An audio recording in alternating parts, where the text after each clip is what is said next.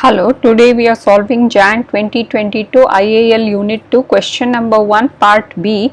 We are supposed to calculate a set of ratios. Okay, so here for MGH Textiles PLC information is given. Now we are supposed to calculate all the ratios.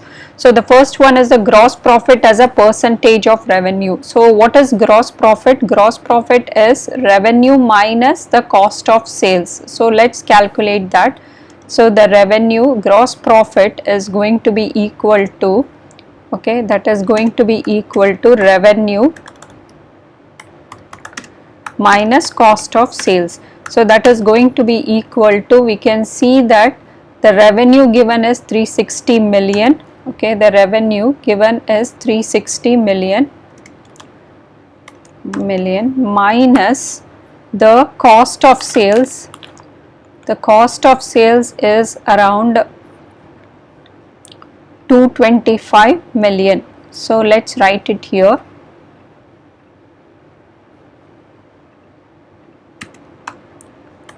So that is going to be equal to 135 million.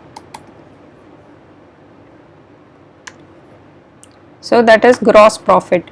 Now gross profit as a percentage of revenue is a ratio. So this is equal to gross profit over revenue. We have to do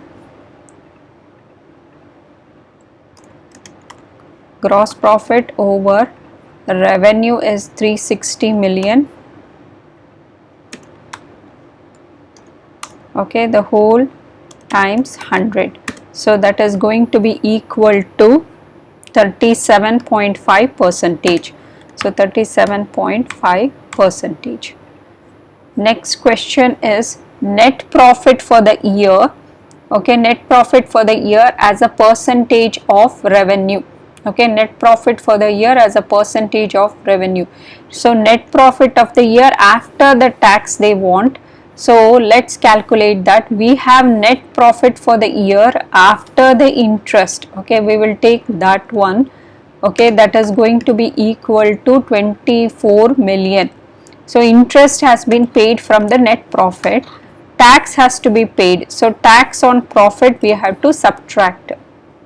So less tax on profit. So that is going to be 2.5 million. So that is going to be equal to this amount you have to subtract. So you will get the net profit for the year after the tax was paid. So that is going to be equal to 21,500,000. Okay. Now let's calculate this as a percentage of revenue. So this, so that is going to be equal to this amount. Net profit of the year after the interest was paid, after the tax was paid, okay, after the interest and tax, and divided by the revenue. Revenue was 360 million. So this entire thing times 100. So that is going to be equal to 5.97. Next one is the earnings per ordinary share. Now this earnings refers to the appropriation of the earnings. So we will take whatever is the net profit after the tax. Okay, earnings is nothing but, okay, earnings, what earnings? It is the appropriated earnings. So we will take net profit, okay, after the interest and tax was paid minus any dividends issued to the preference shareholder for the irredeemable preference shares. Okay, dividends issued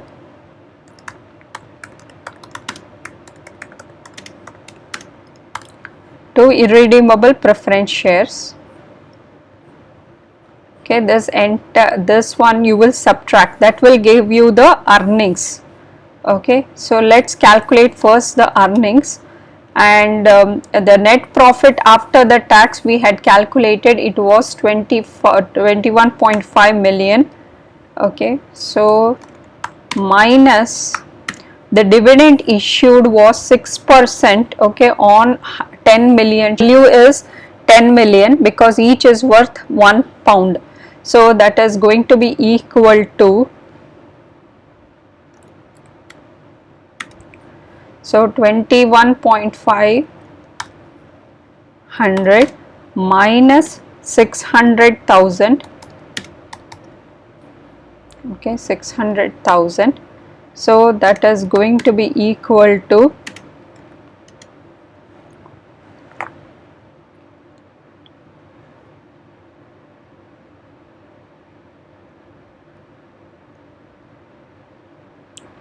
so 21,500,000 minus 600,000, so that is equal to 20, so that is going to be equal to 29,000, okay, pounds. And then you have the earnings per ordinary shares. So how many ordinary shares are there? So we have to divide. So earnings per ordinary shares, you take this value, okay, earnings we have calculated, earnings over the number of shares, okay, earnings over the number of ordinary shares issued. So there are 90 million shares, so let's write it as 90 million, okay,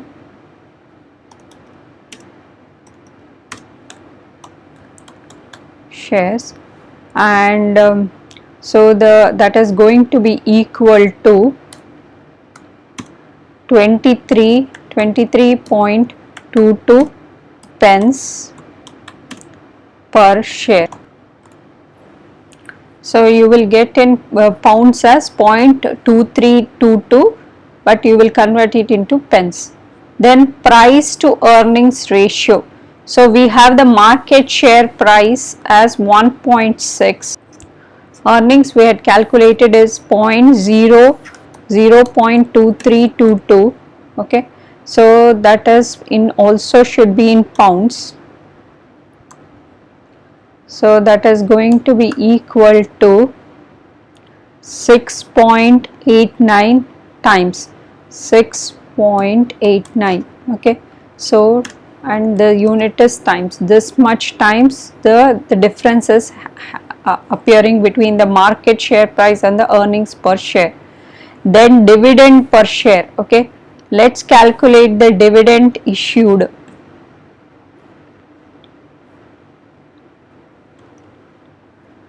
So dividend issued, okay, the total dividends we have to calculate. First one is the interim dividend that was issued, 225,000. So that is going to be equal to 225,000, and then you have, okay, final dividend. So that is going to be equal to 90 million into, okay, 90 million into, at the rate of issue was, this is number of shares 90 million and the rate of issue was 0.175. So this is the final dividend value you will get. The number of shares issued, that was 90 million. So that is going to be equal to 0.02 pounds. Okay, so that is going to be equal to 0.02 pounds. So you can also write it as 2 pence per share. So dividend cover is equal to earnings divided by total ordinary dividend.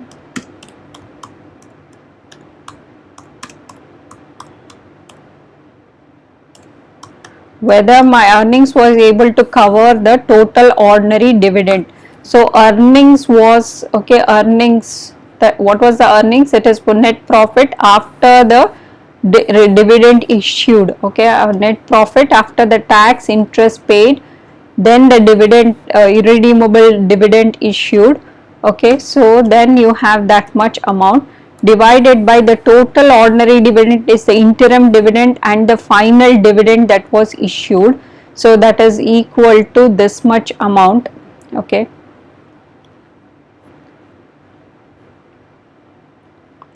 So let's calculate that.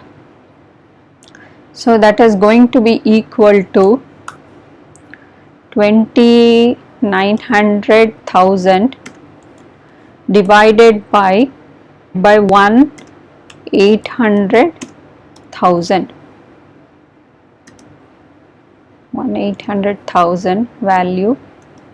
So that is going to be equal to 11.61 times. Then we have the dividend yield. Dividend yield is dividend per ordinary share divided by the market price of the share. So you have issued dividend, okay. What was the dividend issued? Okay, so it is dividend, okay, per ordinary share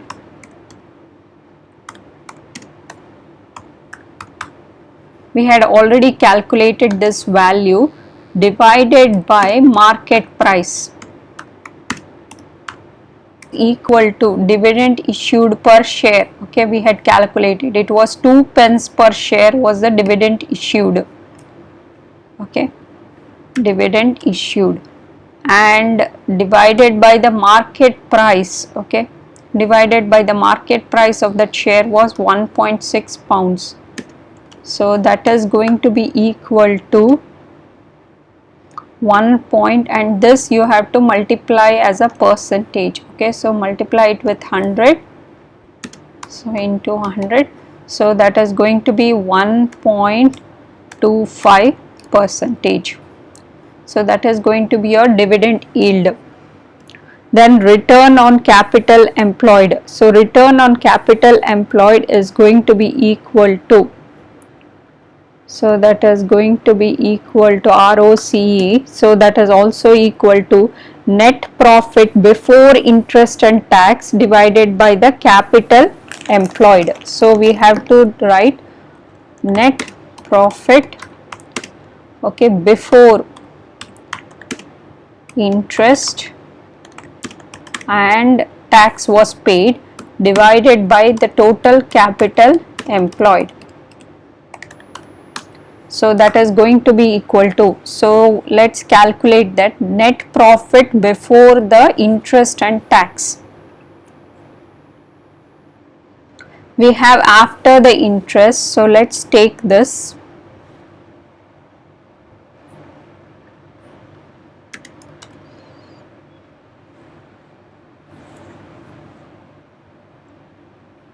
And then you will have to, okay, so you will have to add back the interest amount. This was after the interest was paid. I have the some amount, then let's add back the interest. So what are the interest we have paid? Okay, it was subtracted, so let's add back.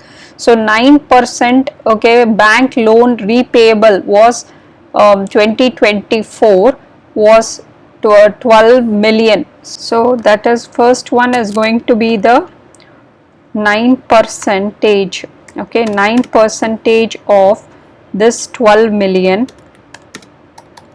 bank loan. This was the first interest.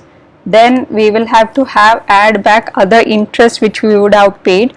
There is a debenture interest we would have paid, percentage of 15 million pounds.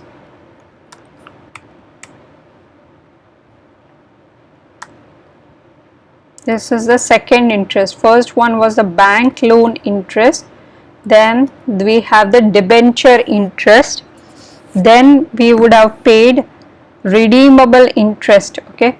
So that is going to be equal to, okay, it is calculated on the amount. So 20 million shares and each of the value 0.8 pounds, so into 0.8 pounds, and the interest given is 7 percentage.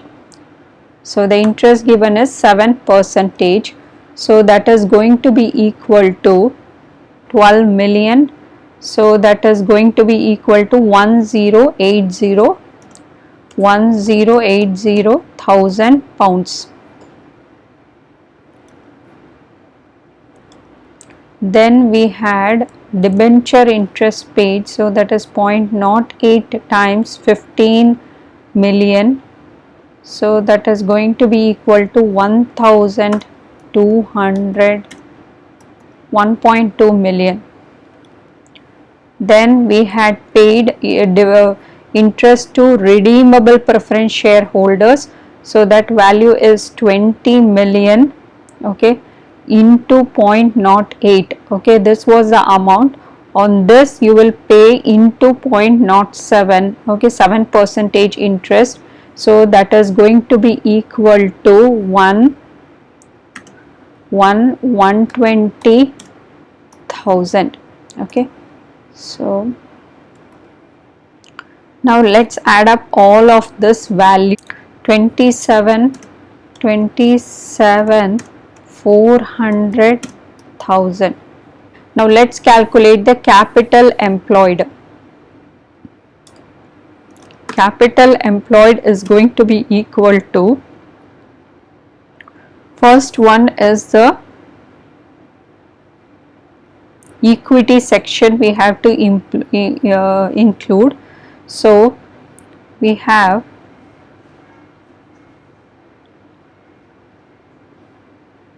the total value of the equity for the ordinary and premium. So 90 million, okay, 90 million,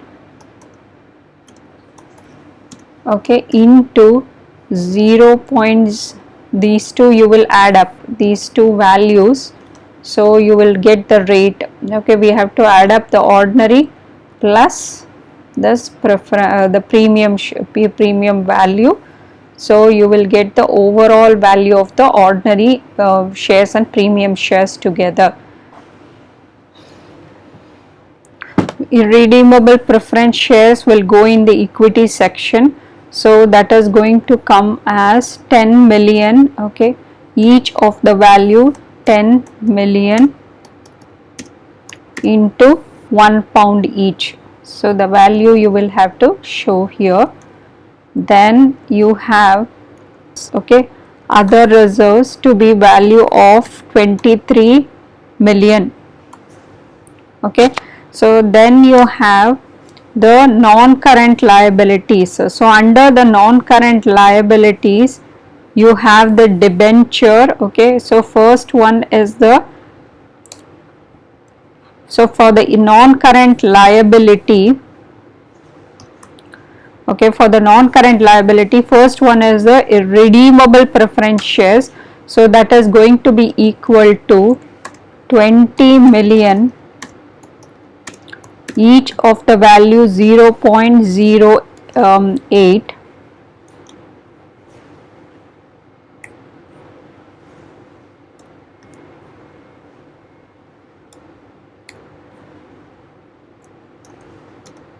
plus, okay, plus debenture of 15 million plus bank loan worth 12 million, okay, bank loan worth 12 million. So these are the things that's going to come under the capital employed. So the equal to, so the first one is 81 million, so this is going to be 81 million, okay, 81 million, so 90 into 0.9, so that is equal to 81 million plus, okay, this is of the value 10 million shares, each worth this much, so it will be equal to 10 million share, 10 million value of irredeemable preference shares. Then you have the 23 million other reserves. So these forms the equity section, okay. This forms the equity section. Now in the liability sections, we have non-current liability section. We have 20 million into 0.8, that is equal to 16 million, okay, plus these two. So let's add up the total capital employed. 157 million.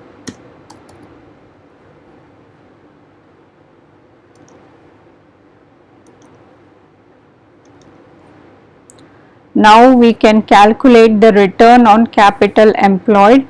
So that is going to be equal to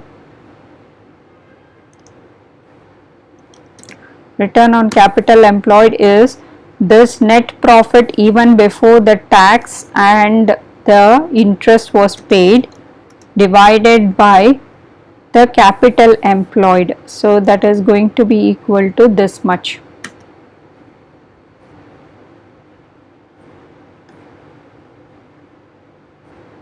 So that is going to be this. So times 100. So that is going to be equal to 17.45%. Okay, this is the return on capital employed. Then we have the gearing ratio. So the gearing ratio is going to be equal to your fixed cost capital, that is divided by capital employed.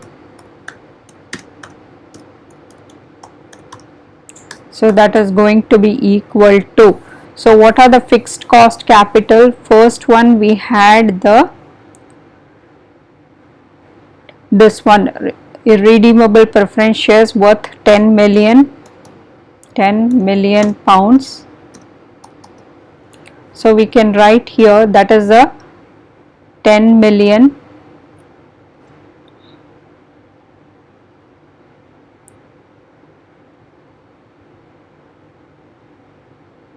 okay, fixed cost capital, okay, all the which one we are paying interest, so 10 million, so 10 million plus you are paying here interest, okay, on the redeemable preference shares worth 16 million. So you can multiply 20 into 0.8. So for whatever you are paying the interest, those are called as fixed cost capitals. So this much, and then you are paying on the debenture. So debenture interest payments are being made. Then you have the bank loan interest of 12 million. So all this you will include, okay, divided by, okay, all this and the capital employed. So divided by the capital employed, we had already calculated, it was 157 million. So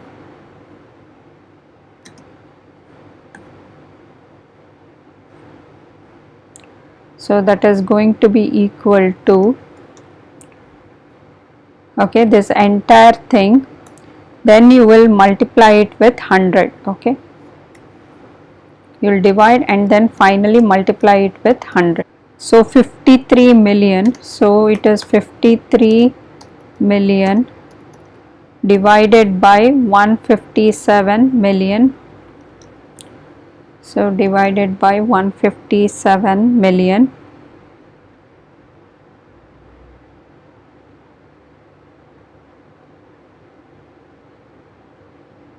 times 100. So that is going to be equal to 33.76. So 33.76%. So this was the gearing ratio.